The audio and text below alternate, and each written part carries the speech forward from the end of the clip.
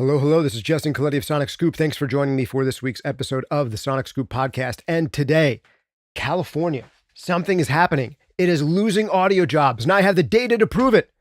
And today we're going to be going deep into just how much audio engineers make, what the salaries are, what the jobs are, where the jobs are, anything you ever want to know about audio engineering, music production, careers, jobs, salaries. That is the topic of today's podcast episode.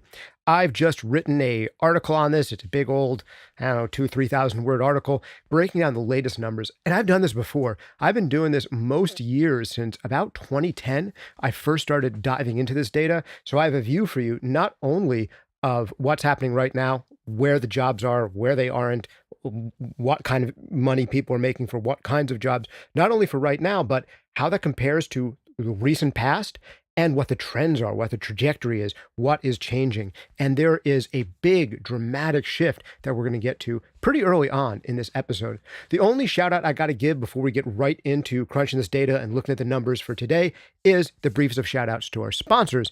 And the sponsors, as always, most important one is you.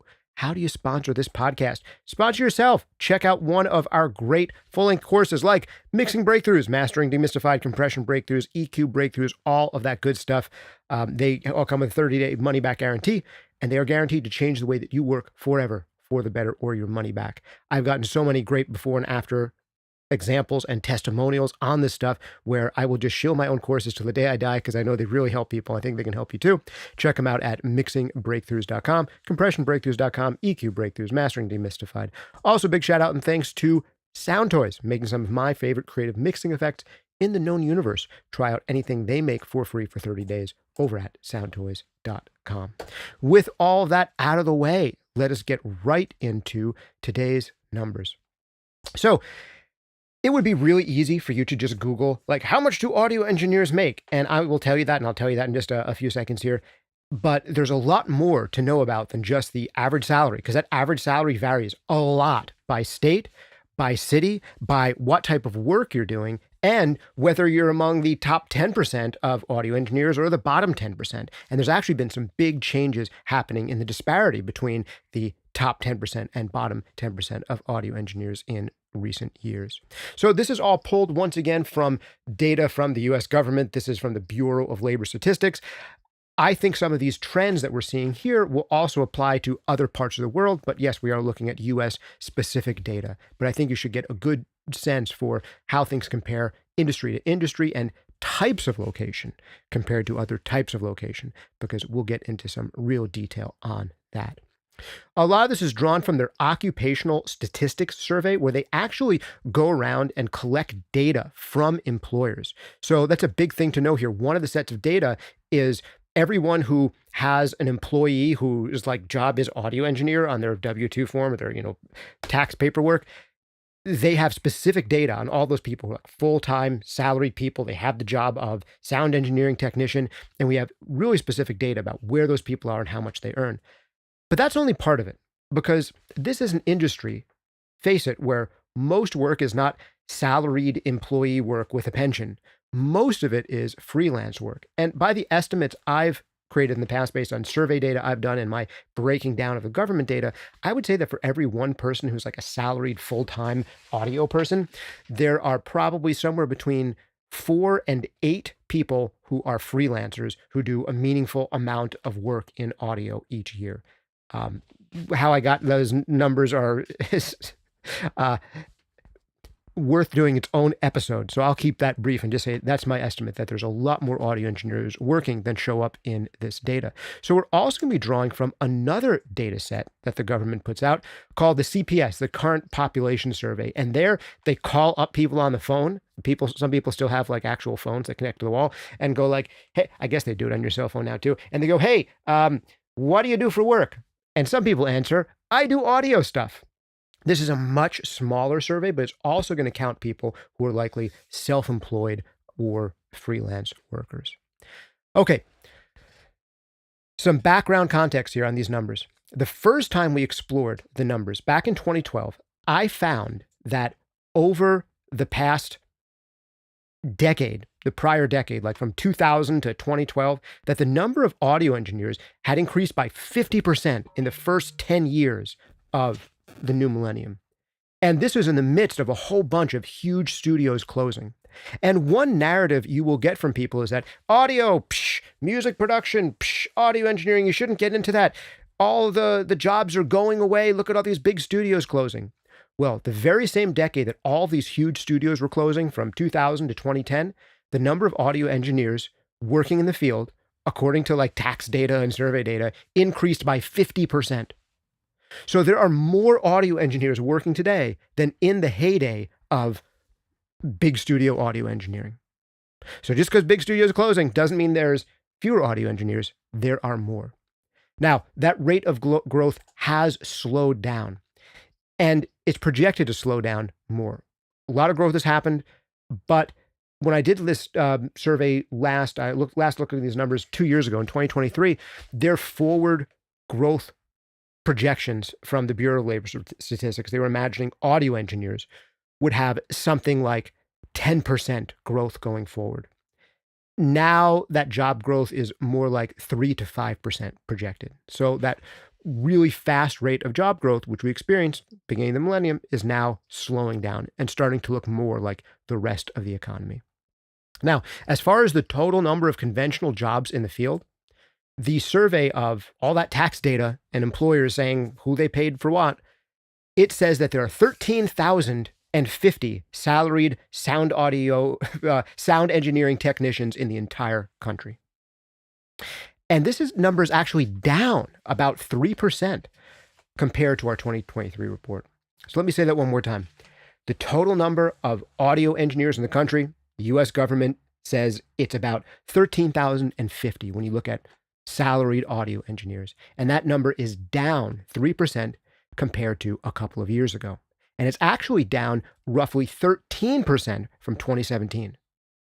So I just told you this field of audio engineering was growing and continuing to grow. So why are we looking at these numbers that says the number of audio engineers is down 3% from 2 years ago and 13% from about, 8 years ago at this point?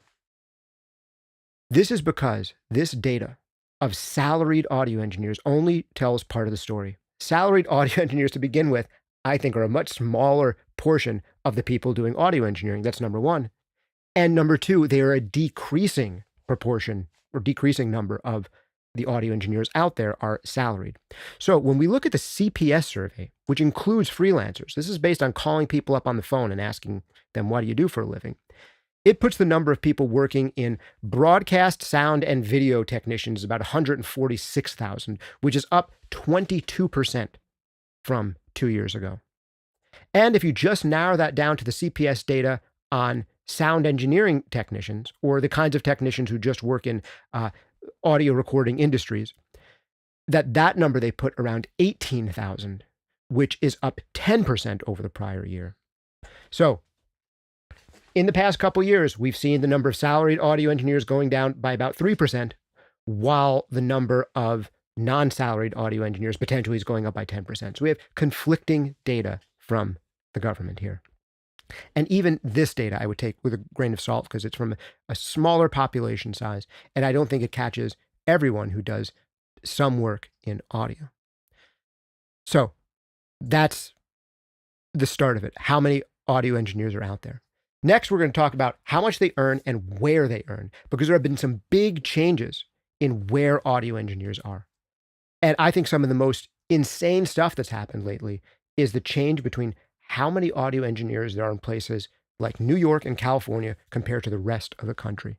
I don't want to bury the lead on this, but the number of audio engineers in California, which have been growing as a proportion of the whole audio engineering economy, is now decreasing.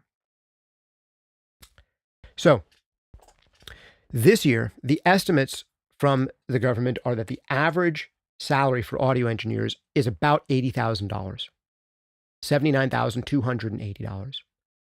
And that's up from about $65,000 in 2019 and $75,000 in 2023. So the audio engineer income is up about 22% over the past 6 years. That's great news. What's the catch? The bad news is that the official cumulative inflation rate over the past 6 years is about 26%. And that is just the official government guess at what the inflation rate is. And between you, me, and the trees, and anyone who's ever studied economics, governments who create inflation, they kind of have an incentive to downplay the actual rate of inflation. So while we are not in, like Weimar Germany hyperinflation here, the actual inflation rate that you've experienced in your life, my guess is probably higher than 26% over the past 6 years. But audio incomes have gone up by about 22% over the past 6 years. So that's something to know. Now, that's just the average salary. When we look at this almost $80,000, which is now the average, and this is so much higher than it was when I first started studying these numbers in 2011 because dollars keep on being worth less and less. It's not because we're actually richer. The average salary is always higher than the median salary. For those of you who don't remember this from high school math or something, there's your average and there's a median. Your average is you take everybody and then you divide them by the number of people. And the median is you take the person in the middle. And the median is almost always lower, substantially, than the average. Why is that? Because there are some high earning outliers that drag things up. So if you have a whole bunch of people who are making, $60,000 and then one guy makes $1 million and another guy makes 500,000, that's going to drag the average up substantially, even though it does almost nothing to the median. And that's how it looks here in audio as well. So this is actually compressing though. The CPS data here puts the, I'm sorry, I wrote this wrong. It is the OES data, puts this at about 66,000 for the median income. So while the average income for audio engineers is 80,000, if you are the average audio worker, you're not making 80,000. You'd be making something like the median, which would be 66,000. So the average person in audio does not make the average audio salary. The average person in audio makes the median salary, which is more like 66,000. However, people who are going to be top earners can earn not just more than the median or the average, but a lot more. So in the latest data, the top 10% of earners, they commanded average salaries of about $134,000, which is actually a drop of about 0.5% from a couple years ago. And it's up about 15% from 2019. Meanwhile, the bottom 10% of earners earned about $36,000 in our latest reports.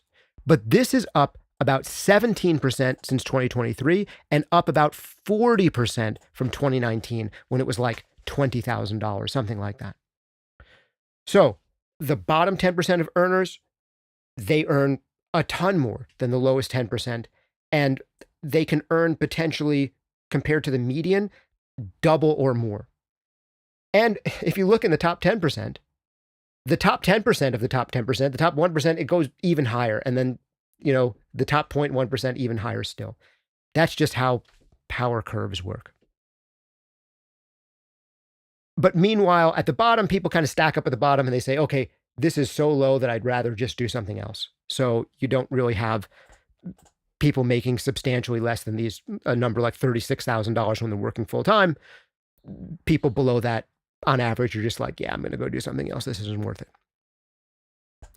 But the increases in wages have been a lot bigger for those at the bottom lately compared to those at the top. So we're seeing a little bit of compression of the bottom coming up a lot faster than the top. Again, since 2019, the bottom 10% salaries are up 40%, whereas they're only up 15% for the top 10% earners. Okay, next we're going to get into something fun, which is where are the jobs by state? And this is where I get to talk about the crazy stuff that's been happening in California and their relative loss of dominance in the audio engineering market. So we can bring up some images here. I actually have some pretty graphs, so you don't just have to look at text for the whole entire episode if you're watching the video version of this. You can see that different states have different proportions of audio engineers. And it used to be when I first started doing a look at this stuff, California and New York together had about almost 50% of the audio engineers in the entire country were in either New York or California. And about 2010, when I first started looking at these numbers, about half of that 50% was in California, and about half of that 50% was in New York. So you had literally 50% of the working audio engineers being in either New York or California, split down the middle between those two states. But then between 2010 and 2020, something seriously changed. I see a whole lot of comments coming in, and I'm going to answer your comments. Hey, DL. Hey, Tanner. Hey, Benj. Hey, got your... I'll definitely save some time to read through your chats. If you have a super important question that you absolutely want answered, go ahead and put in a super chat if you want to be bumped up. Otherwise, I'm going to save questions till the end, but I'm going to try to get through some of them like verbally on the stream. So when I first started doing these reports, 50% of audio engineers were either in New York or California, and the other 50% were in the rest of the country. And the 50% that were in New York and California were split between New York and California. But then between roughly 2010 and roughly 2020-ish, that completely changed. There was a mass exodus of audio engineers from New York to California. The ratio started around 1-to-1, and about a decade later, that ratio of audio engineers in California compared to New York was about 2-to-1. And it reached its highest ever the last time I did this report in 2023, where there were 3.3 audio engineers in California for every one audio engineer in New York.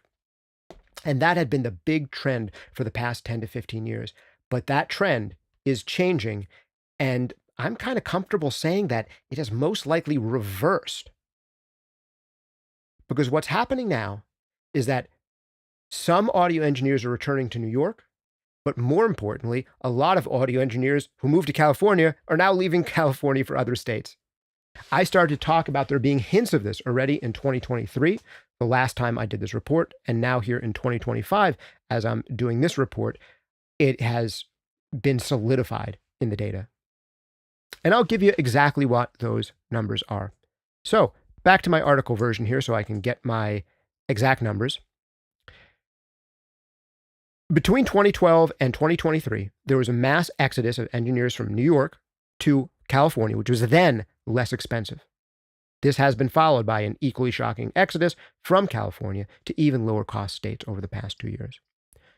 I've already said that New York and California used to make up a combined total of 50%, but now that figure is down to a new low of 42% of audio engineers are either in California or New York.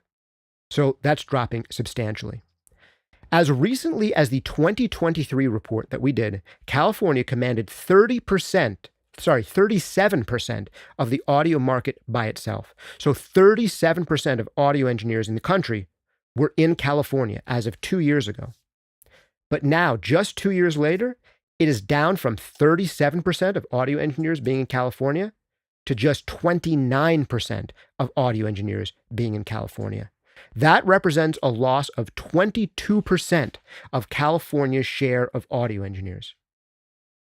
That is a shockingly big number. Let me repeat this again, because sometimes statistics are weird. We're seeing a drop of 37% down to 29%. That is not a loss of 8% of audio engineers. No. You got to take the number of audio engineers in California and calculate, okay, what is the percentage drop from 37 to 29 is not an 8% drop. That is a 22% drop. This means that 1 out of every 5, almost 1 out of every 4 audio engineers who were working in California have left. That's big. This is as big news as when audio engineers were leaving from New York to California. Now, this is a change that mirrors a larger national trend that we see throughout the economy, in which workers have steadily been migrating out of high-cost, high-tax states into low-cost, low-tax states. Up until now, like I said, the most dramatic contrast that I've seen has been the move of audio engineers from New York to California between 2010 and 2023. But now, after 15 years of steady decline from its top spot, New York now in the past couple of years is finally seeing an increase. So it went from having about 25% of audio engineers in the country all the way down to about 11% of the audio engineers in the country. But now it's been ticking a little bit back up, and now it's up to 13% of audio engineers in the country today. Now, this is a big difference from where things were just 2 years ago. We had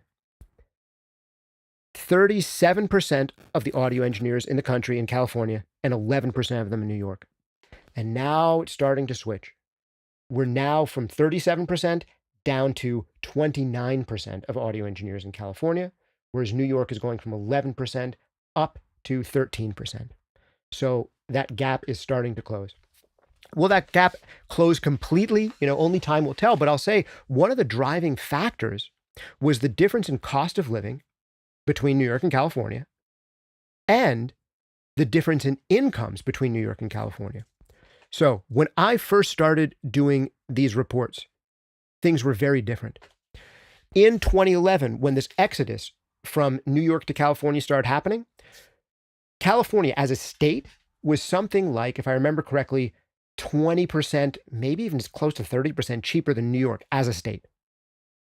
I'm going to have to go back and look at the exact number, but it was in excess of 20% less expensive. California was cheaper than New York. But the audio engineer salaries were higher. They were something like 10 or 15% higher. So you had higher incomes and lower cost of living in California, not to mention the better weather, and people fled in droves from New York to California. But they have this saying in the world of commodities and trading that the cure for high prices is high prices, and the cure for low prices is low prices. When you have a whole bunch of creative people leave one high-cost city and move to another high-cost city, what do you think is going to happen to the cost of that city? They're probably going to go up unless there is something offsetting this increase in population. On the other hand, if you have higher salaries in one area and now a whole bunch of people move to your area chasing these higher salaries, well, all of a sudden there's so many more workers to draw from. It's supply and demand. It's like, well, wait a second, incomes are going to go down. And that's exactly what happened. Today, California as a state is actually more expensive than New York as a state.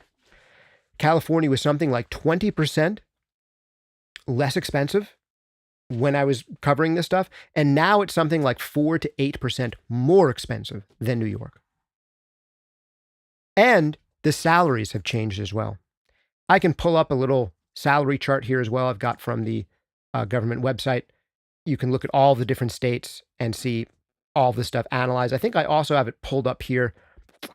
Let me see. I have to change my screen sharing mode so you can see this numbers chart. This is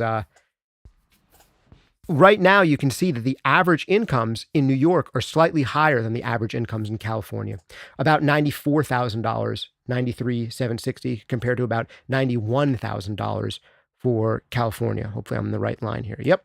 And this difference was actually even bigger. 2 years ago when I did this, the incomes in California were the incomes in New York were substantially higher than the incomes in New York. They're still here a little bit higher, a couple of percent higher, but New York as a state is now less expensive than California for the first time since I've been covering this data. Also, if you break it down just by cities, comparable city areas have been closing.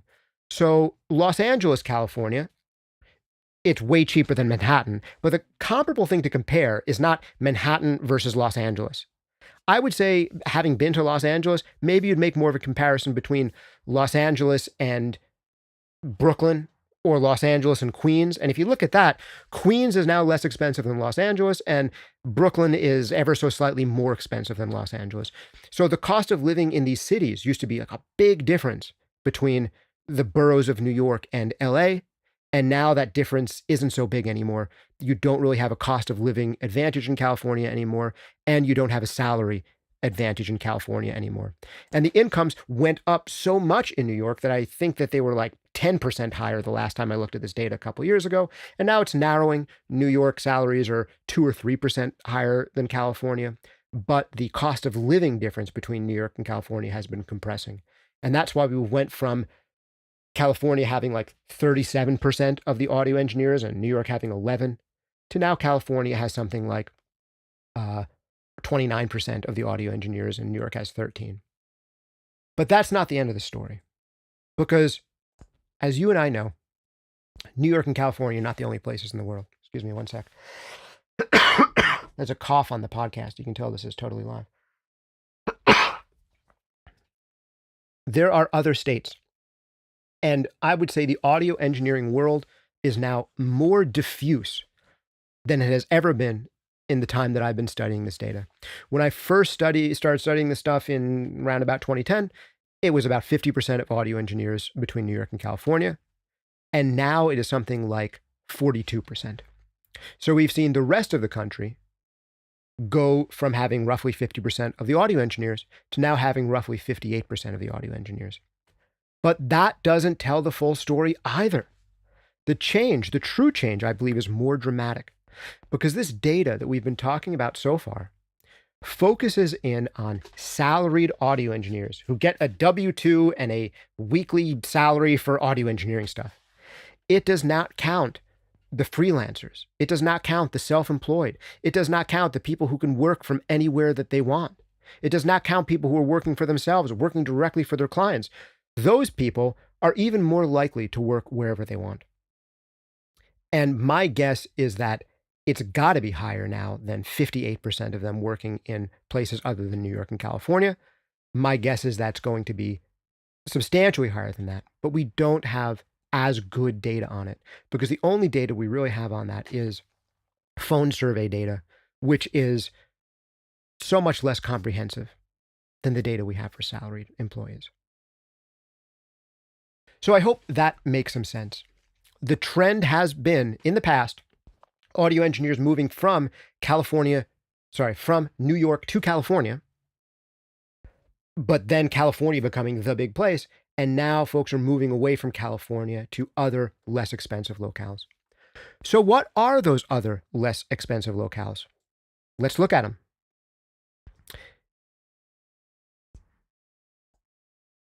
What are the other big cities? Well, there aren't any other big cities that match New York and California. Hold on, I think you've just lost my picture here. Let me see if I can bring that up here, and we'll go over to Safari. There we go. And let's get me a little bigger on the screen. Tiny bit bigger still. Bam. And let's go a little bit bigger here. Okay, great.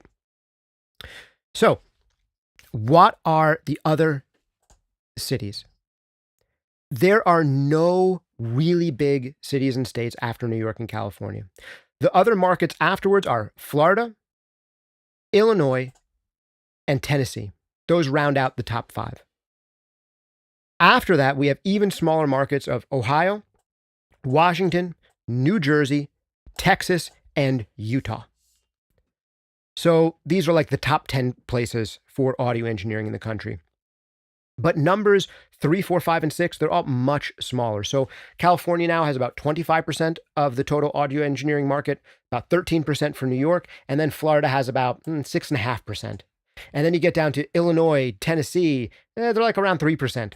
And you look at Ohio, Washington, New Jersey, Texas, Utah, all these places are around, 2%, 3%. So you're looking at a couple of states that have like 3 to 6%, and then most other states have, 1 or 2% of the total. And it's probably better to look for jobs that are more in the 2 to 3% category than in like the 0% to 1% category.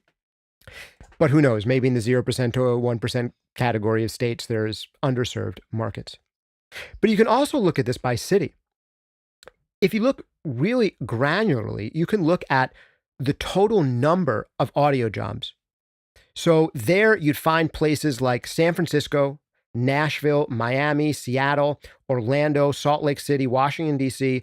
All of those cities make it into the top 10 for total number of audio jobs, but at a much lower rate than places like New York or L.A.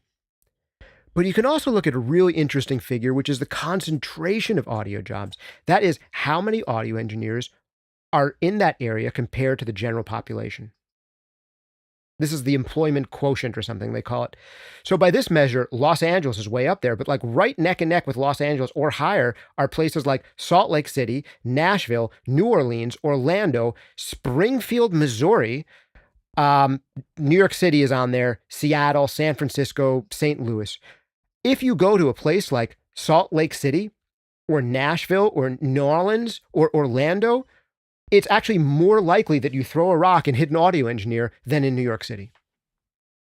The highest quotients in the country, I believe, are Los Angeles and Nashville, Tennessee, which shouldn't be surprising. And then New Orleans and Salt Lake are way up there. So is Orlando. So somehow is Springfield, Missouri. Tell me what's going on there. And Seattle's there. San Francisco's there. New York City is there, but not to the same degree as some of these other places. Because New York City's population is just so big, but you're less likely to throw a rock and hit an audio engineer there. Although if you throw a rock, you probably still will hit a guy with a guitar on his back, but not nearly as much as in 2010. They now probably have a drum machine in their backpack, or they probably don't even have that. They probably just have their tablet or their smartphone. Oh, how times change. And now I sound like an old guy. That's how it works. All right. How much do they pay by city? We're going to go through a few more statistics and then we'll be done.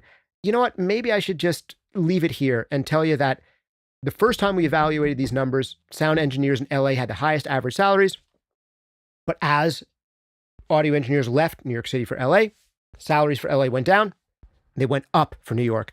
When I first started doing this, salaries for audio engineers were $83,000 in LA, like a decade ago. And then when all the audio engineers moved to LA, the average salaries dropped from $83,000 to $67,000. So like within 10 years, the average salaries just went down because so many audio engineers moved out there. At the same time, New York salaries went from $66,000 to $73,000. Now, perhaps despite that shrinking number of audio engineers in New York, or maybe because of it, New York hit the number one slot in 2023, just 2 years ago. It grew to $94,000 as the average salaries were the highest in New York compared to anywhere else. California was a little bit behind at $85,000, but now it's much closer, as we've discussed. New York is now around $93,000, California is around $91,000, but neither of these places are anymore the top places for audio salaries. If we look at specific other places, the highest salaries now, I believe, were in Washington State and Washington, D.C. So Washington State had average salaries of $115,000, followed by New Jersey at $108,000. And that's part of the New York story that's not being told, is that some of the New York audio engineering community is now in New Jersey, where costs are lower than New York. And the average salaries there for audio engineers are now $108,000 in the number 2 spot, New Jersey, followed by Washington, D.C., and the surrounding area, about $105,000. So all three of those places are bigger than New York and California for audio engineering salaries now. Ah, man, somehow I lost my image here. You've been just looking at my screen and not my face. You can totally tell this is a live stream. Let me get this back here. How do I... There we go. Not sure exactly how that glitched out. All right, also breaking the $80,000 barrier were Tennessee, Arizona, Nevada, and Maryland. Those were our other places that people were making $80,000 or more. Everywhere else, average salaries were below $80,000.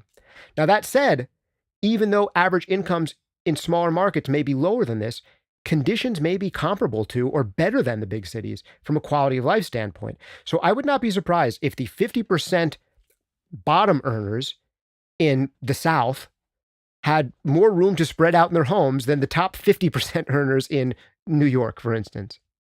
So just because you're earning less doesn't mean your actual quality of life is less. Your quality of life can actually be better if your cost of living is lower. So although Atlanta, Georgia may have way lower audio engineering salaries than New York, Washington, New Jersey, etc., if the cost of living is that much lower, things might be even better. It's not about how much money you make. It's about how much money you keep and how far that money goes in your life and how your overall quality of life is. All right, last quick thing to discuss, which is salaries by sector.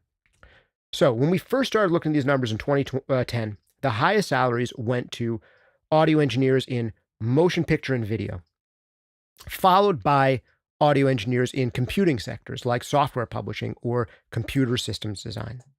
However, and this is a big part of the story, and this is a part of the story that's related to what's been happening in California. In recent years, motion picture and video audio engineers have seen their salaries drop out of the top 5. And they've been gone from the top 5 for a little while now. They used to be number one audio engineers in motion picture and video, or among the number ones, and now they're not even the top 5. I'm not sure if they crack the top 10 this time. Today, the highest income for audio engineers go to some really weird sectors like accounting, tax preparation, bookkeeping, and payroll services.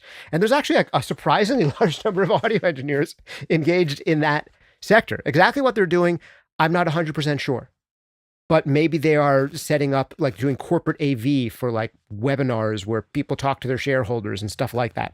It could be that.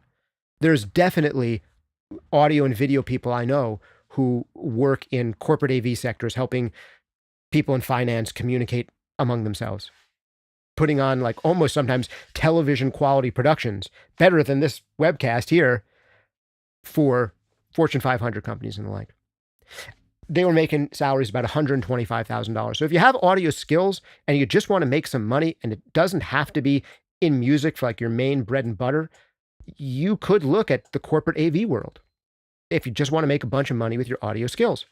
And people in those industries often have a pretty good quality of life, and they're working often reasonable hours that allow people to have like wives and families and stuff like that. Software publishers were our next highest earning category. They made something like $125,000 a year. After that, we had publishing industries, which I would imagine might also include some software publishing, but might include things like book publishing, audiobooks and the like. $123,000. And I've definitely known audiobook editors who make really good money doing, higher end audiobooks. After that, two weird industries. I'm not sure. I have a typo in here, but temporary help services, $119,000, and employment services, $108,000 or $107,000. After that, scientific research and development services, $104,000. I wonder if that might have to do with like DSP development for not necessarily just plugins for the pro audio market, but also audio applications or audio processing and audio handling for other applications. So what people really want to know about most of the time, though, is jobs in audio engineering. So we got to talk about that, just strict audio engineering for like music and stuff. If we look at jobs in the sound recording industries, they earned an average of about $65,000. So the average for just strict sound recording industries is lower than the average for audio engineering as a whole. If you want to get into music production, you're looking at lower average salaries there than in software publishing, than in motion picture, etc. But motion picture was really interesting because in the motion picture and video category, we actually saw a decline both in the total number of people employed and in the wages, which were at $86,900 on average, but that was down almost 10% since 2023. Yes, incomes in motion picture have dropped almost 5% per year in the midst of current inflation for the past 2 years. And the total number of people working in that industry have dropped at the same time as audio engineers are leaving California. So I would speculate that writer strikes in California could have an effect on this. The shutdowns of productions due to the mandated lockdowns and all these productions being taken offline in California for a few years there for crazy reasons. The shutdowns of productions during the lockdowns and other related factors like this have probably decreased the jobs and the wages for motion picture workers, along with helping to drive the exodus out of California among creative workers and audio engineers. And maybe there's also a move towards streaming and social media formats, and maybe that'll show up somewhere else in the data. There is this newer category in the data now called media streaming distribution services, social networks, and other media networks and content providers. Wow, that's a mouthful. I would love to meet the government agent who came up with this title, but this is the category: media streaming distribution services, social networks, and other media networks and content providers. They average salaries of around $81,250, and this is a category that I'll keep watching from here on out. All right, last big question that some people ask is, do I need like special training? And I've done research on this where, according to the government data, 22% of audio engineering jobs required an associate's degree, 22% required a bachelor's degree, and 46% of the jobs required no degree. Something like 20% of the jobs were advertised as requiring not even a high school diploma. I actually ran for a little while one of the largest, actually the largest audio school in New York as the chair of their audio department. And I did some research there in 2014 and 2015. And when I surveyed the employers in New York at that point, I found that 22% of them expressed no minimum education preference at all. 43% of employers said they preferred at least a certificate from a vocational school. So not necessarily even an associate's degree or a bachelor's, but 43% wanted something like a certificate from an audio school or higher. And just 20% of them said they wanted an associate's degree or higher. And only 14% of them said you have to have at least a bachelor's degree. So 64% of employers that I reached out to, they said that an associate's degree would be an advantage, but only 14% of any of the people I reach out to who are hiring considered any kind of degree a necessity.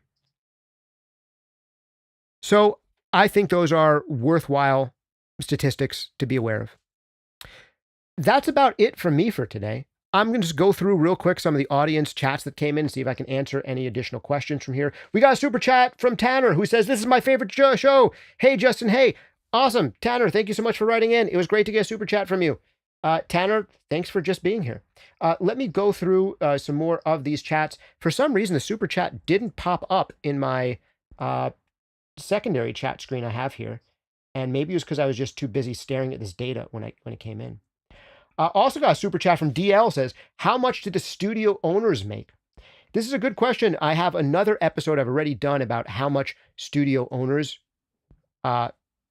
should charge, but this data does not give us breakdowns based on being a studio owner. In fact, being a studio owner, you might not show up in this data at all because you might not be collecting a W-2 that says, "I worked as a sound engineer."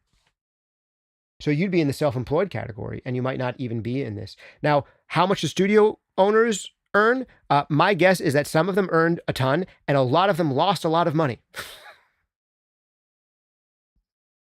There's no joke in the music industry. How do you end up with $1 million after a decade of working in the music industry?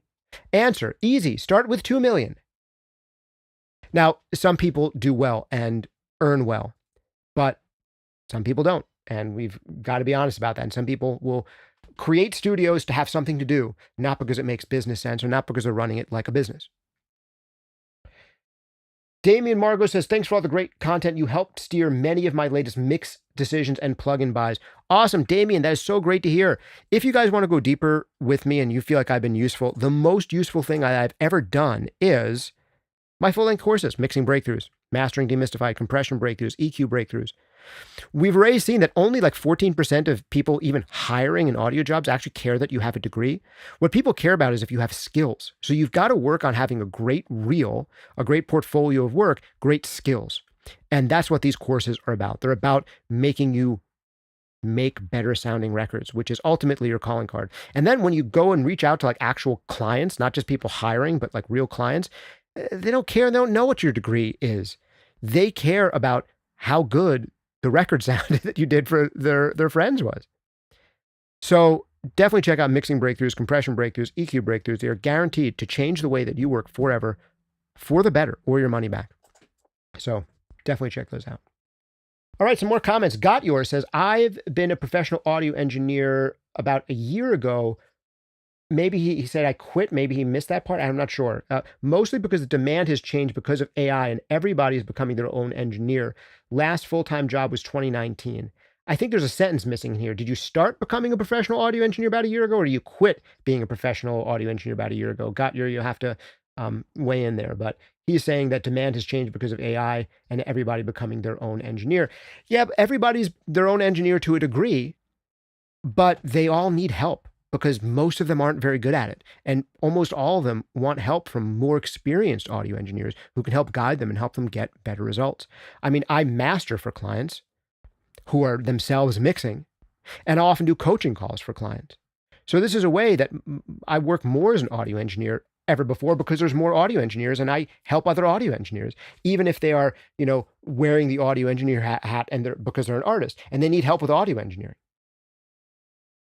So there's more people than ever making records before. Are they doing more of it themselves? Yes, but those people in the past wouldn't have been making records at all.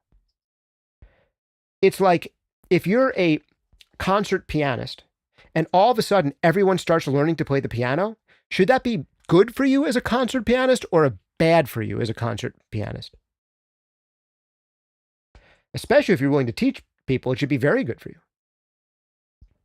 And the number of audio engineers has increased dramatically since everyone has become their own audio engineer. The job share went up from 2000 to 2010 by like 50%. 50% more audio engineers in the exact decade where everyone was becoming their own audio engineer. Now that's starting to stabilize and slow down, but I don't want to be too rosy about this because if there's something else you can do for a living other than music and audio, you probably should. But I also don't want to paint too much of a grim picture either.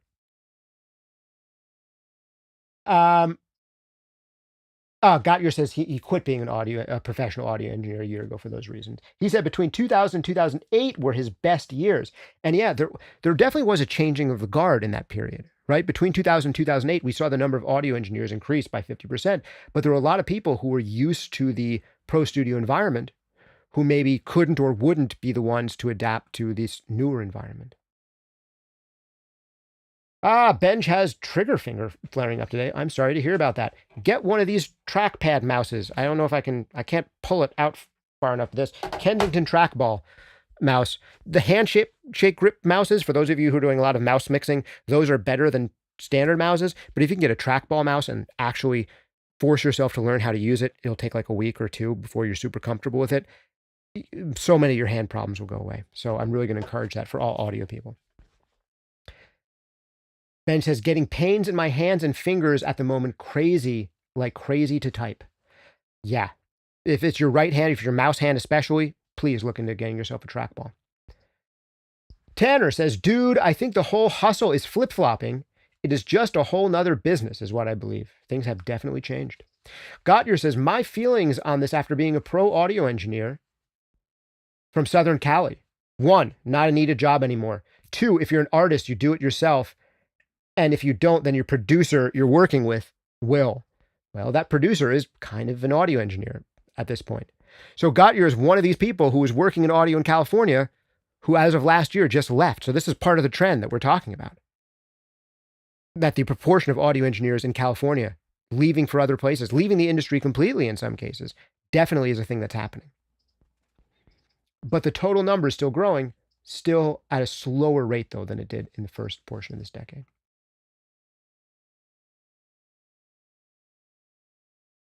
Tanner says, it seems a little fixed, don't you think, to some degree? There is a who you know and how you operate with people that is just as important, if not more important, than the audio engineering stuff. But your audio engineering stuff still has to be like way up to snuff. That also matters. Tanner says, lifers don't have a choice, Justin. We have to figure out how to make it happen. There's no other option. I mean, you can side hustle, flip some money around, but the music don't go away. You've got to do something. I 100% agree that the number one reason that you should be doing music and audio stuff is because you have no other choice. That's why I do it. I've talked about in the past. You can check out my recent episode about how I finally went platinum as an audio engineer.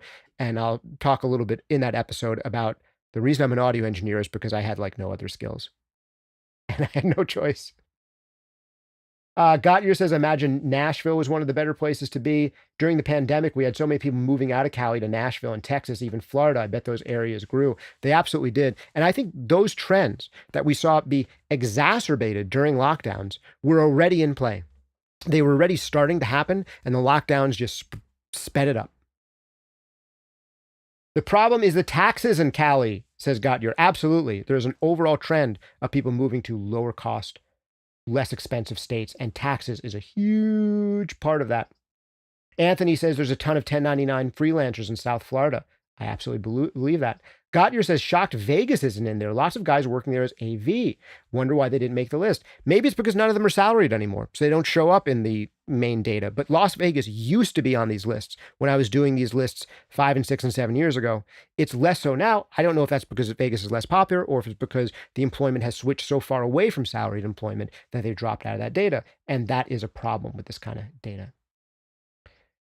Gottlieb says what sucks for him is that he's better at engineering now than he's ever been in his 35 years of doing it. Life is weird that way.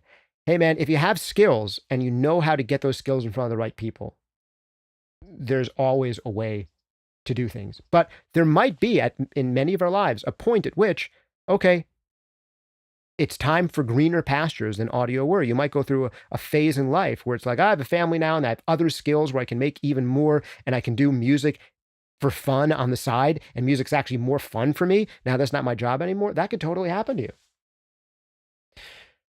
Warheart Art said, I'd be thrilled to do this for $25,000 a year. And there's some markets where $25,000 is kind of still a livable salary.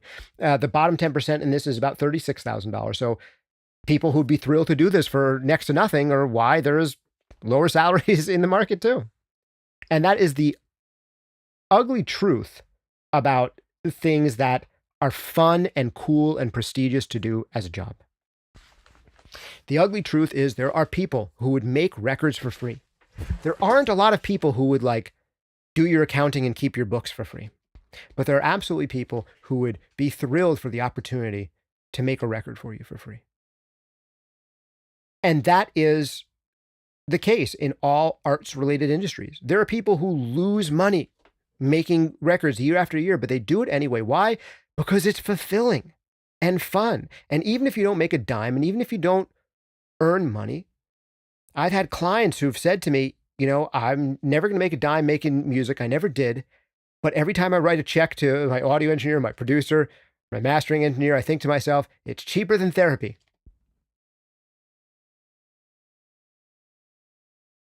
So we've been talking about money and jobs and all that stuff. But money and jobs is not the primary reason to do music and audio. Money and jobs and caring about money allow you to stay in the game and do it again and again, and allow you to bankroll getting really good at it and devoting a lot of time to it. And that's ultimately what the money is about. To a degree, it's a report card that shows whether you've been making enough people happy doing what you're doing to have them keep on asking you to do stuff for you. So that's a report card in a way. But it's not the only type of report card. And it's not the only reason to do music. Many people checking out this episode now might be just hobbyists, or might return to being hobbyists if they were professional, or might aspire to be professionals and not make it as professionals. But they might still have incredibly fun and fulfilling lives in music and music production. I want to tell you a quick joke. I think it was about the composer Sibelius. Yes, the guy whom the software is named after, Sibelius. I think it's a story involving him, although I might have the composer wrong. One of his musician friends asked him once, whenever you throw parties, invite people over to dinner, you seem to never invite your musician friends. You're always inviting bankers and business people and finance types and doctors, and why don't you invite your musician friends? And Sibelius said, well, easy answer. Whenever I invite my musician friends over for a party, all they want to talk about is money and jobs. Whenever I invite over business people and bankers and doctors, all they want to talk about is music and art. So I'll leave that one with you. Go get good at music and art. One of the great ways to do that is check out some of the full-length courses like Mixing Breakthroughs, Compression Breakthroughs, EQ Breakthroughs, all that good stuff. Check them out, mixingbreakthroughs.com, or become a member over at members.sonicscoop.com. That's members.sonicscoop.com, where you can get in on our mix feedback session with other members like Benj and Tanner and a whole bunch of other folks, Isomatic, who are on the stream today. Shout out to all you members who are here and a lot of you regulars, Damien, Andre. Great to have you guys here. Thanks so much for joining me. This has been Justin Colletti of Sonic Scoop. See you next time.